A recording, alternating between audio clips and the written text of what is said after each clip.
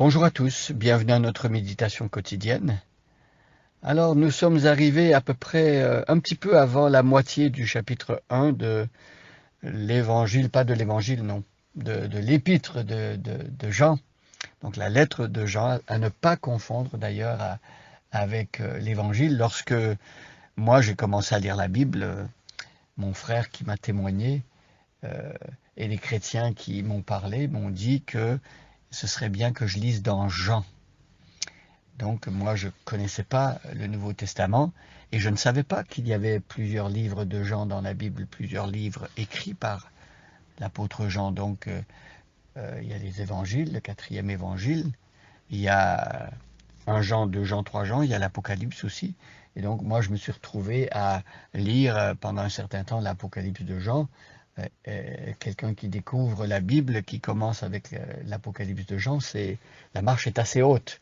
Mais la lettre de Jean, elle est plus accessible déjà. Et donc c'est ce qu'on est en train de lire ces derniers jours. Je vais lire les 4 premiers versets et on va s'arrêter aujourd'hui au verset 5.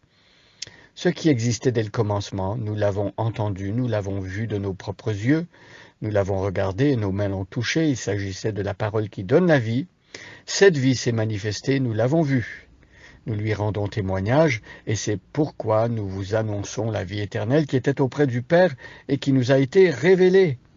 Ce que nous avons vu et entendu, nous vous l'annonçons à vous aussi.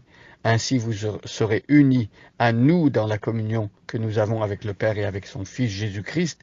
Et nous écrivons ceci, nous-mêmes, afin que notre joie soit complète. Alors hier, nous avons vu que Jean était peut-être accompagné de quelqu'un d'autre quand il a écrit cette lettre. Il emploie la première personne du pluriel. Peut-être que c'est une manière littéraire d'écrire ou un style littéraire.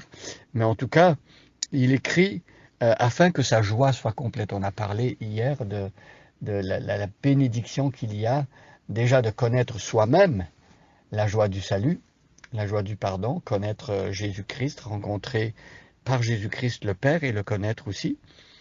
Et donc, Jean nous parle d'une joie complète. Au moment où il écrit sa lettre, il est poussé par une joie complète de continuer à partager. Et arrivé au verset 5, que je vais lire aujourd'hui, Jean commence à développer un autre thème qui lui est cher, qu'on retrouve dans les évangiles et même dans l'Apocalypse, dans tous les écrits de Jean. C'est ce concept ou cette idée de lumière.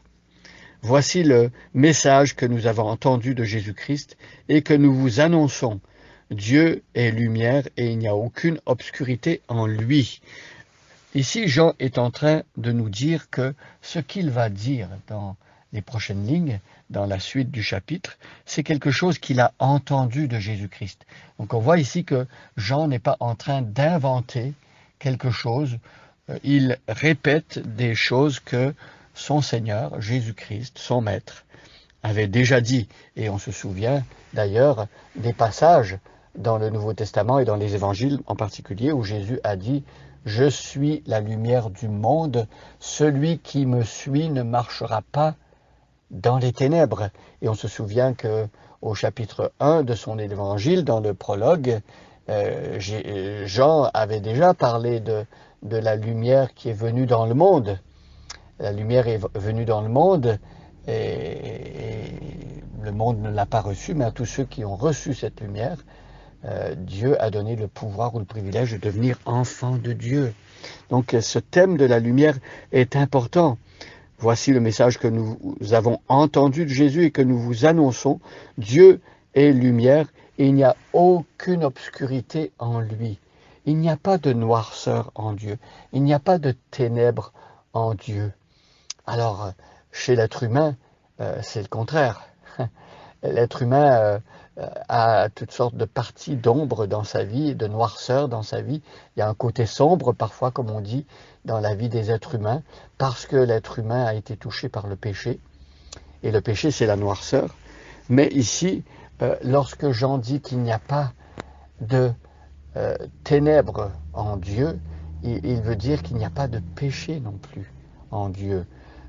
Lorsqu'on parle de Dieu, on parle de sainteté, on parle de pureté morale parfaite, Et c'est une bonne nouvelle de savoir que au milieu de tant de noirceur dans notre monde, il existe un être qui n'a pas été atteint par cela, qui n'est pas touché par cette saleté, par cette noirceur morale. Et c'est une bonne nouvelle de savoir que la lumière existe quelque part. Parfois, si vous avez expérimenté de vous retrouver par exemple dans une pièce où tout est noir, eh bien le danger est grand que si vous avancez, que vous cogniez la tête ou les pieds ou que vous ne voyez pas où vous allez et vous tombez peut-être dans un trou, dans un précipice ou lorsqu'on est dans la noirceur, il y a des embûches, il y a des obstacles et on peut facilement trébucher, voyez. Mais ici, le texte nous dit que Jésus-Christ n'est pas, lui, touché comme les autres êtres humains par cette noirceur et que Dieu lui-même est lumière. Donc Dieu, Père et Fils et Saint-Esprit également sont dans une pleine lumière. Et si nous voulons aujourd'hui expérimenter ce que ça veut dire marcher dans la lumière ou avancer dans la lumière ou connaître la lumière, eh bien, il faut venir à Dieu par Jésus-Christ. Il faut connaître sa parole et sa parole éclaire les hommes.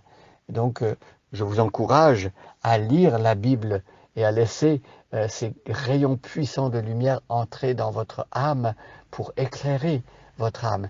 Bien sûr que lorsqu'on éclaire un endroit qui est sale ou qui n'a pas été nettoyé, la première chose qu'on voit, c'est la poussière, c'est la saleté, ça peut faire peur. Peut-être qu'on a un réflexe de rejet où on se dit non, je ne veux pas laisser entrer cette lumière dans ma vie parce que c'est en train d'exposer toutes les fautes, les failles de ma vie, tous les travers.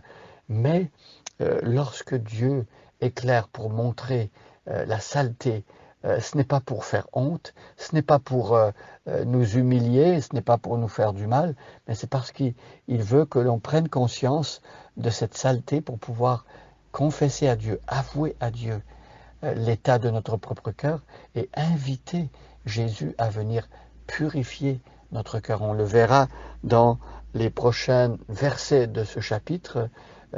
L'importance de savoir que Dieu est lumière, c'est qu'il est capable d'éclairer notre vie, nous montrer ce qui ne va pas pour pouvoir ensuite le purifier. Bonne journée à chacun et à chacune et soyez bénis.